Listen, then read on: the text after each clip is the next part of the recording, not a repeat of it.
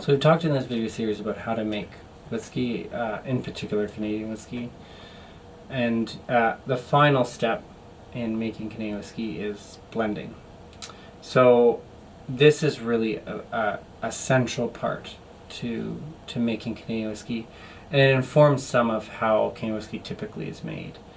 So usually distilleries want to make a number of different types of whiskeys that they can blend together into a number of flexible styles. You can make something that's light and fruity, you can make something that's rich and spicy, you can make kind of everything in between and all around.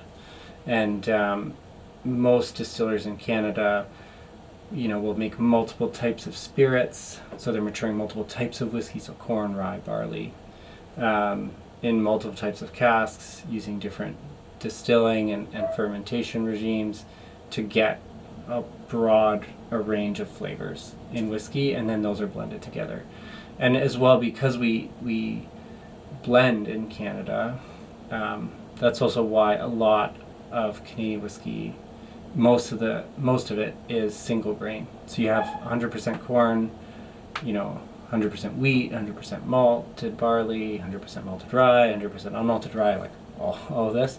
Because ultimately we want a component that is distinctive for that flavor profile, and then when we want to mix them together, we can just blend them together, and it's simple as that. Not all whiskeys in Canada are single grain whiskeys, but the majority are. And so the blending process is really simple to an extent. You have a vast inventory of barrels. You have blending teams at distilleries that want to capture a certain profile and will taste and blend whiskeys to that profile, or to the recipe that's been previously developed, and they'll keep blending until they get it right. So that's kind of blending in a nutshell. The thing that makes Canadian blends unique, and it's often talked about, is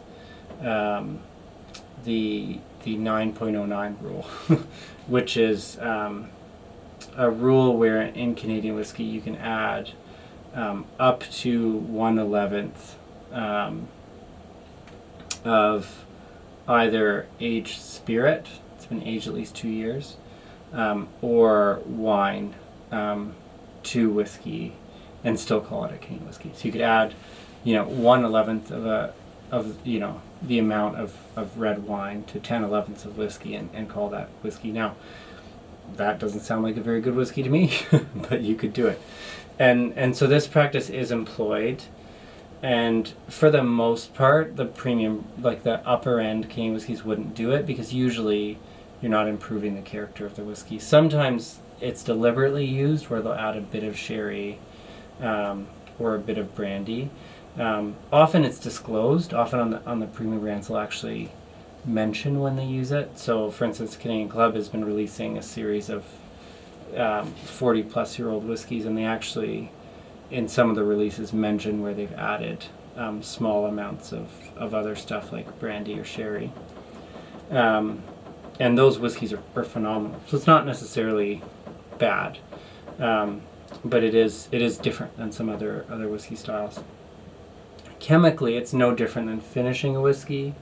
So I discussed it a bit in the maturation video, but you can have a dozen liters of liquid absorbed in a barrel, and all that does in a finishing process, it just gets dissolved in the whiskey. So there's nothing different between if we look at sherry casks, which are often just purpose built for the whiskey industry, of taking a cask, you put sherry into it, you dump the sherry out, you put the whiskey in it, versus just putting the whiskey in the cask and putting the sherry in. So not that different. Granted, in a barrel you wouldn't usually get up to 9% in the the liquid in the state in the actual wood.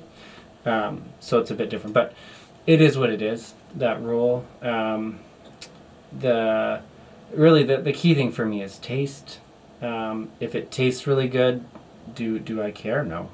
I don't want something, to taste bad. So you know, yeah, and the reality is, producers aren't going to keep releasing whiskey that doesn't sell. So, whiskeys that are good sell, and whether or not there's that rule's used. So I will reiterate, like a lot of master blenders I've spoken to have said they don't tend to use that practice for their best brands, but sometimes you just don't know, and you have to rely on taste, and it comes down to, do you like the whiskey or not, as you would with any other whiskey.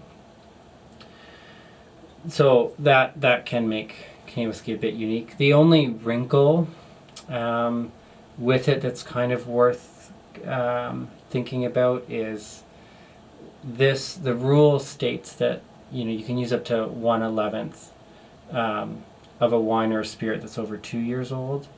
But the way that producers can kind of use this rule, and I would say something of a deceptive way, is you can add a young whiskey, as long as it's less than 1/11, to an old whiskey and keep the old whiskey age statement. So this happens with some of the older whiskeys where they might add, say a young rye whiskey, not young-ish, they wouldn't add one that's too young, but they might add a 10-year-old rye to a 30-year-old whiskey and call it a 30-year-old whiskey, even though it has some 10-year-old rye.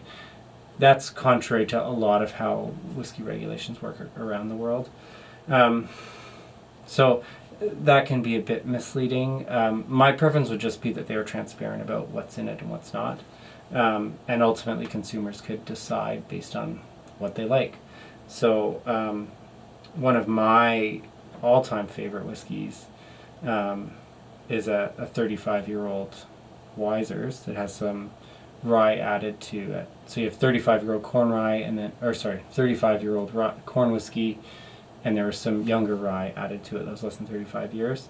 One of my all-time favorite whiskeys. So I certainly didn't mind the use of that rule there, although it's not all 35 years old. So that's I guess one thing that you have to be aware of. The last thing I wanted to kind of mention is just calling Canadian whiskey a blended whiskey. So often Canadian whiskey is called a blended whiskey, and that's what it is in large part. But that blended, what blended means something different in Canada than the rest of the world. So in Canada, usually most of our whiskeys are single distillery whiskeys, so they're made at one distillery. You have one distillery making multiple types of spirits. There might be making 3, 4, 5 different streams of spirits, and then maturing them in different barrels. So you have a huge diversity of whiskey being produced at a single site. That's all being matured and blended on site, and then bottled. And so really they're single distillery whiskeys in large part. That differs from blended Scotch, which tends to be whiskeys from multiple distilleries. So that's one distinction. And blended Scotch is sort of focused on using single malts as flavoring, whereas in Canada we would tend to, not always, but tend to use rye as sort of our flavoring whiskeys. And then another one that's very different is American blended whiskey, which can use neutral grain spirits, which is just essentially vodka, where it'd be a mix of the neutral grain spirits plus an aged whiskey. That's very different than the stuff we make in Canada. In Canada, if it's a spirit, it needs to be aged at least 2 years, and tastes very different. Like if you have any of those, if you compare a neutral grain spirit to an aged spirit, you'd immediately see the difference. So that's a big difference. Now, American blended whiskey, part of the reason for it is it makes whiskey making a lot cheaper, which means you can sell it cheaper. So, they don't do that. That category doesn't exist for the high end. It just exists for the bottom shelf, as cheap as you can go. So American blended whiskey isn't even shooting for quality, it's shooting for cheapness. And that's not what Canadian whiskey for the most part is shooting for, is just being cheap. So a bit about blending, and then so next I'm looking to get into talking about some of the distilleries and then going through some of what the distilleries make.